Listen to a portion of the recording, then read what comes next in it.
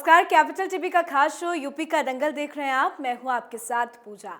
आज दंगल में बात करेंगे छोड़ हाथ कमल के साथ आए आरपीएन सिंह की। कुंवर रतनजीत प्रताप नारायण सिंह यानी आरपीएन सिंह आखिर बीजेपी में शामिल हो गए हैं।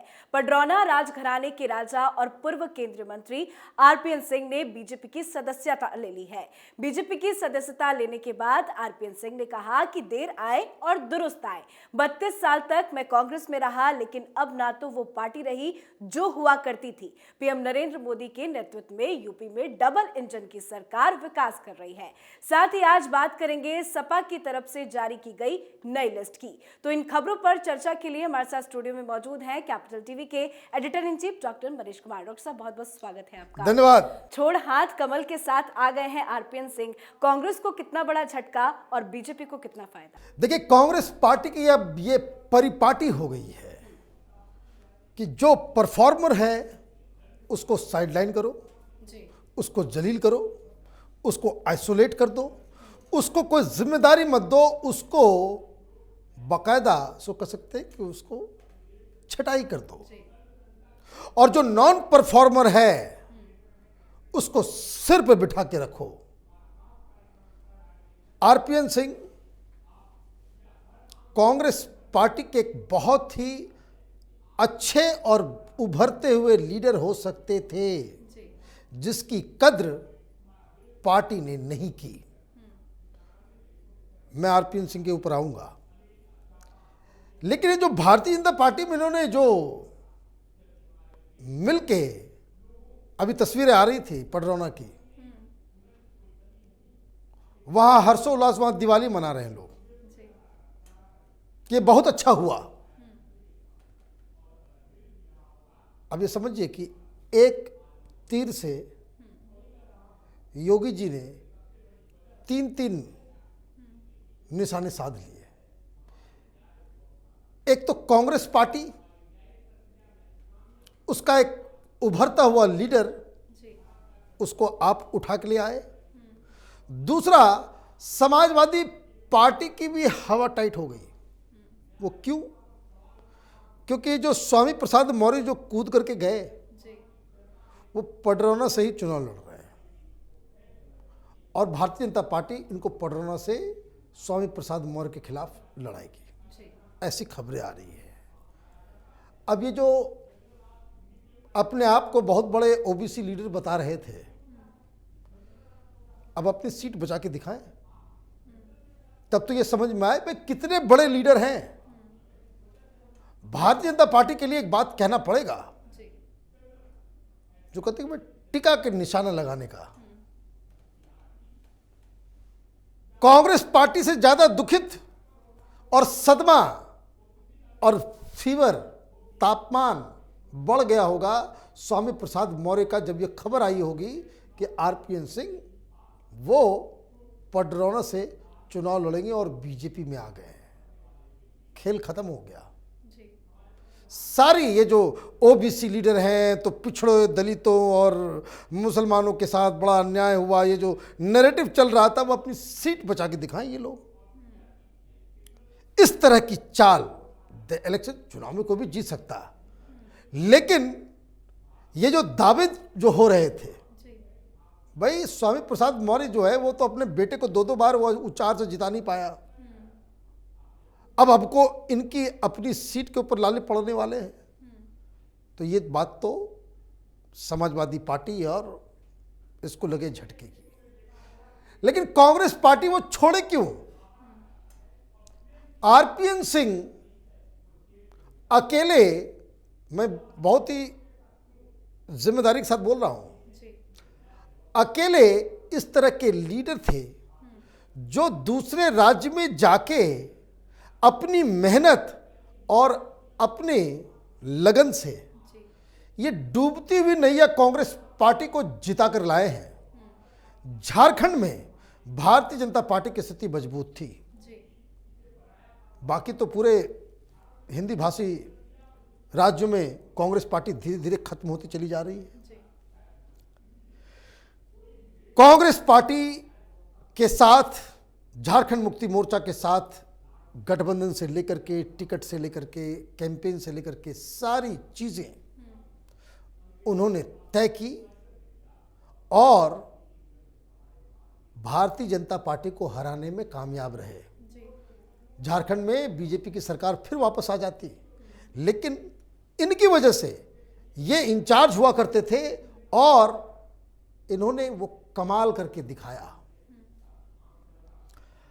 अब कोई दूसरी पार्टी होती, अब आप देखिए, मैं जस्ट एक एग्जांपल दे रहा हूं, कांग्रेस पार्टी से ऐसे ही अभी असम के जो चीफ मिनिस्टर हैं हेमंत बिस्वा शर्मा, वो कांग्रेस पार्टी छोड़ के आए। वो सीधे मुख्यमंत्री नहीं बने या मेन लीडर नहीं बने। उन्होंने क्या किया? उन्होंने अपनी मेहनत लगन से पूरे नॉर्थ ईस्ट में, चाहे वो त्रिपुरा हो, मणिपुर हो, नागालैंड, अरुणाचल हो, भारतीय जनता पार्टी का जो है पूरा का पूरा वो चेहरा बनकर के उसको मोबिलाइज किया। क्या हुआ? नतीजा क्या हुआ कि आपने अपने एक पुराने लीडर को हटा करके आपने जो अभी कांग्रेस पार्टी से आया है, आपने उसे मुख्यमंत्री बनाया। मतलब परफॉर्मर की कद्र इस पार्टी में होती है। कांग्रेस पार्टी में क्या हुआ?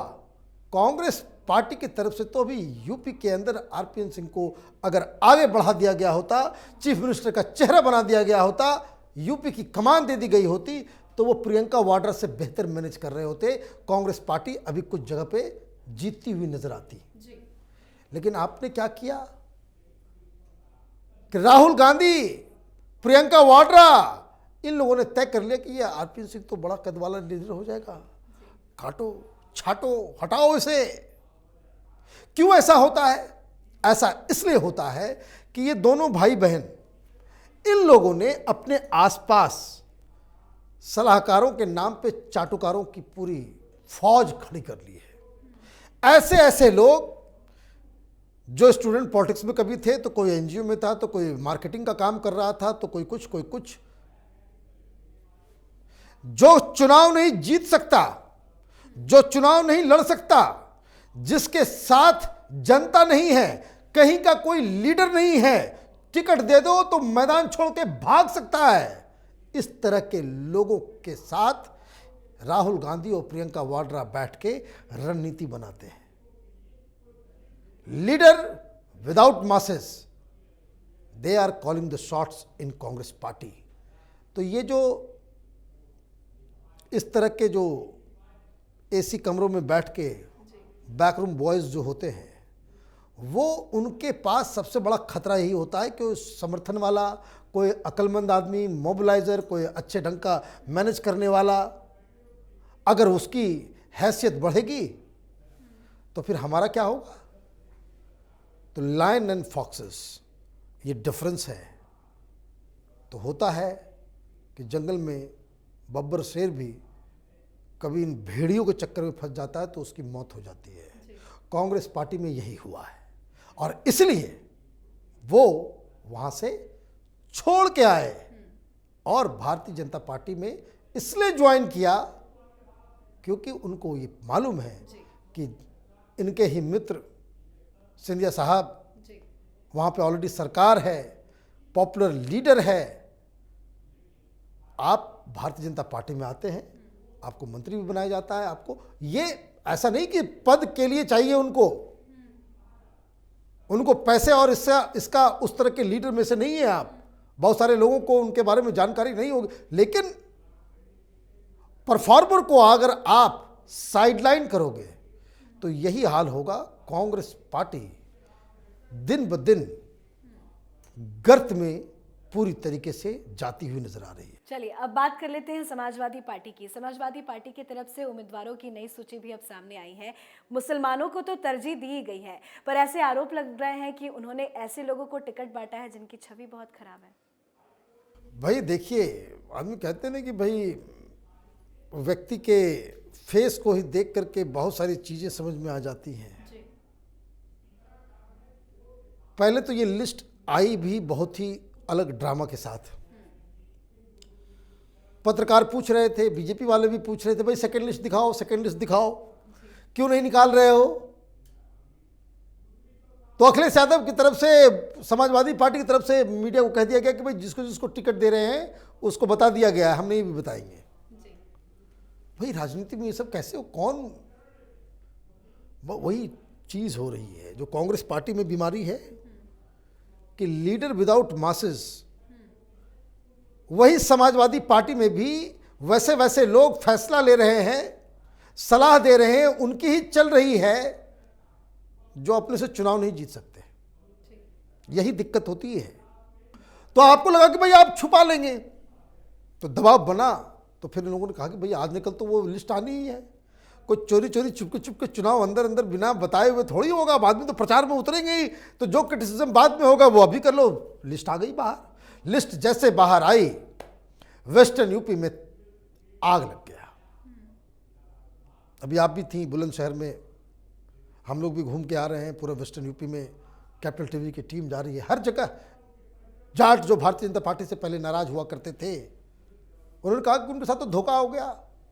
तमाम तरह के दंगाई, तमाम तरह के ऐसे लोग जो ब्लैक लिस्टेड हैं, तमाम तरह के हिस्ट्री सीटर्स, माफिया, गुंडा और मुसलमानों को तरजीह दी गई।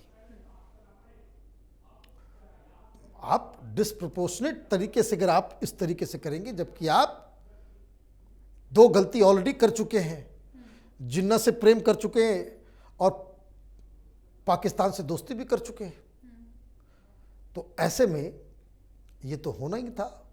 और ये आरोप नहीं है। आपके जिस तरह के एमएलएज होंगे वैसा ही तो मिनिस्टर बनेगा। भाई मिनिस्टर आप बाहर से थोड़ी, अमेरिका से थोड़ी हायर करोगे। प्रचार प्रसार के लिए हायर कर सकते हो। मंत्री तो वही बनेगा जो एमएलए होगा, एमएलसी होगा।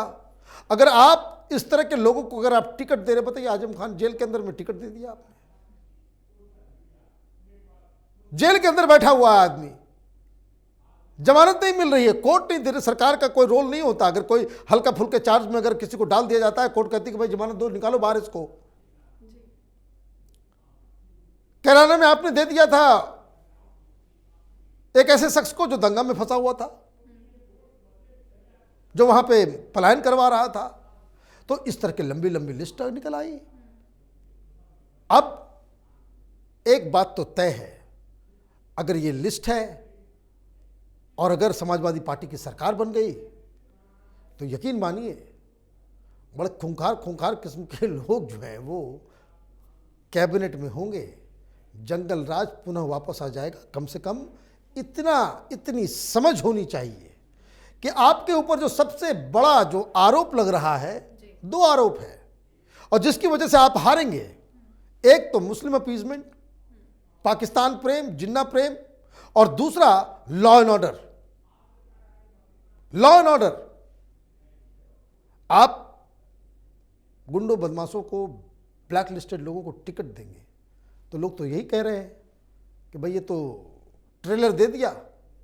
इस लिस्ट से ही मालूम हो गया है कि अगर ये लोग जीतेंगे तो फिर क्या करेंगे। तो लोग डर गए, सहम गए। तो ये मुझे लगता है कि अखिलेश यादव को बड़े सोच समझ के कि जो अटैक किया जा रहा है उस अटैक को कैसे डक करना है, वो इस लिस्ट से वो नहीं कर पाए। चलिए, बहुत बहुत शुक्रिया बातचीत के लिए। धन्यवाद। तो सपा की तरफ से जारी इस 159 प्रत्याशियों की सूची में 64 ओबीसी उम्मीदवारों को टिकट दिया गया है। इनमें 15 यादव उम्मीदवार हैं, जबकि गैर यादव ओबीसी प्रत्याशियों की संख्या 49 है। जाहिर है कि अखिलेश ने गैर यादव ओबीसी जातियों पर एक बड़ा दांव चला है। अब देखना होगा ऐसे प्रत्याशियों को टिकट देकर सपा कितनी सीटें अपने नाम करती है। आज के इस खास शो यूपी के दंगल में फिलहाल इतना ही। मुझे दीजिए इजाजत। नमस्कार।